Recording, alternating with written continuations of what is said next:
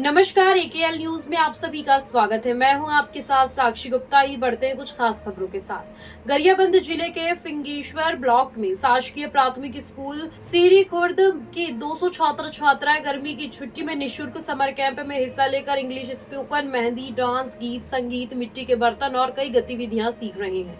खास बात यह है कि गांव के सभी बच्चे समर कैंप में हिस्सा लेने गर्मी की छुट्टी मनाने कहीं नहीं गए हैं। ये वही बच्चे हैं जो चुनाव में मतदाताओं को जागरूक करने कलश यात्रा निकाले थे और अब समर कैंप में बच्चे अपने हुनरनुमा विभिन्न कला सीख रहे हैं। छत्तीसगढ़ी गोट बात एवं रंगोली, मेहंदी, डांस, कागज कार्य, मिट्टी कार्य, पेंटिंग कार्य, इंग्लिश स्पोकन। सर, गर्मी छुट्टी में हम छत्तीसगढ़ी में गोट बात, रंगोली, मेहंदी, डांस, कागज, पेंटिंग, मिट्टी का कार्य और इंग्लिश में इंग्लिश बहुत अच्छा।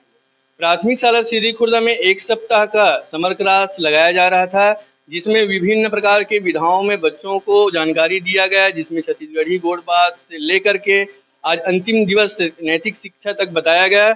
निश्चित रूप से सभी बच्चे इसको आत्मसात किए हैं और आने वाले भविष्य में उनके लिए उपयोगी साबित होगा।